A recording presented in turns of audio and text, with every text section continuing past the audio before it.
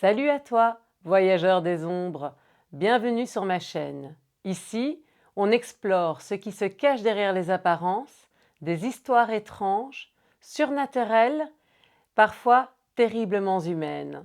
Si tu aimes frissonner, si tu veux entrer dans mon univers d'autrice et ne rien manquer des prochains récits, abonne-toi dès maintenant et active la cloche.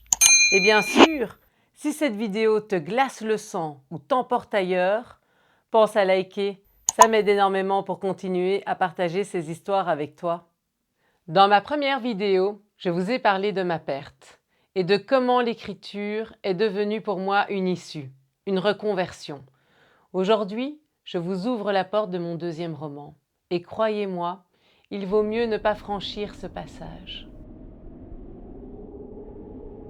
Le vent glacé descendait des collines du Jura et s'engouffrait dans les ruelles désertes de la ville des Pailleuls.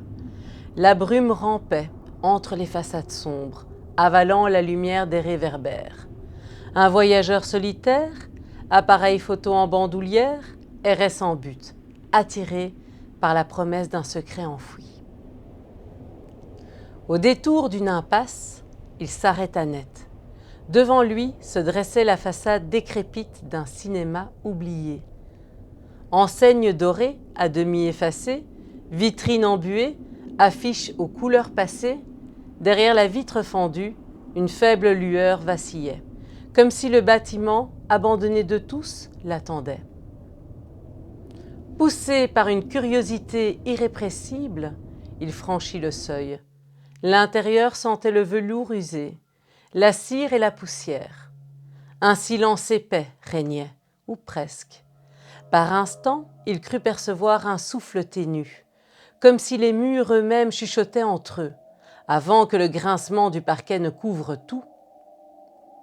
Au fond du hall, derrière un guichet en bois patiné, se tenait un homme de petite taille, presque voûté, dont la longue barbe grise tombait jusque sur le comptoir. Son sourire, trop large, découvrait des dents irrégulières et semblait s'étirer au-delà du naturel, donnant à son visage un air à la fois malicieux et profondément dérangeant. Ses yeux enfoncés sous des sourcils broussailleux brillaient d'une lueur trouble. « Une place, monsieur » demanda-t-il d'une voix rauque, presque murmurée. Le touriste hésita, puis acquiesça, tendant une pièce. La main du guichetier, froide et sèche, effleura la sienne en lui remettant un ticket jauni. Sur le billet, aucune mention de film, seulement un numéro 13. Guidé par une lumière blafarde, le touriste gravit un escalier en colimaçon. Les murs tapissés de portraits d'acteurs oubliés semblaient l'observer. Il poussa la porte de la salle. L'obscurité y était presque totale. À peine troublé par la pâle lueur d'un écran blanc, il s'installa seul au centre de la rangée. La bobine se mit à tourner, projetant sur l'écran des images tremblantes et muettes. Le cœur du touriste battait plus fort. Dans l'ombre, il crut percevoir des silhouettes immobiles, assises dans les rangs du fond. Un souffle glacé effleura sa nuque. Il voulut se lever, mais ses jambes refusaient de bouger. Une voix douce, lointaine murmura son nom, puis une autre, et une autre encore. Bientôt des dizaines de chuchotements l'enveloppèrent. Tous murmuraient son nom dans l'obscurité. Plus personne ne le revit jamais quitter le cinéma du quartier des Pailleuls.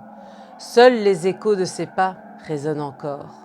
Parfois, dans les couloirs déserts, lorsque la nuit tombe et que le projecteur s'allume, sans spectateur pour l'éteindre. Mais les spectres ne se cachent pas seulement dans les salles de cinémas abandonnées. Parfois, ils s'invitent là où l'on croit être le plus en sécurité. Et avant de vous raconter la suite, j'aimerais partager quelque chose d'important avec vous. Lundi, j'envoie officiellement mon nouveau roman aux maisons d'édition. C'est une étape énorme pour moi et j'ai envie que vous en fassiez partie. Je vais vous proposer plusieurs éditeurs et j'aimerais que vous me donniez votre ressenti, vos intuitions, vos avis. Extrait du carnet de Maria. On a éteint toutes les lumières, sauf quelques bougies. On voulait une ambiance mi-rituel sacré, mi-mauvais film d'horreur. On s'est assis sur le carrelage froid de la salle de bain, dos à la baignoire, genou contre genou. La planche Ouija, artisanale, est faite sur une feuille A4. L'alphabet, les chiffres, les mots, oui, non, au revoir. Un verre retourné au centre. Nos deux index posés dessus, à peine en contact. On se regarde, on tremble. Esprit, es-tu là? Nous cherchons à contacter la silhouette.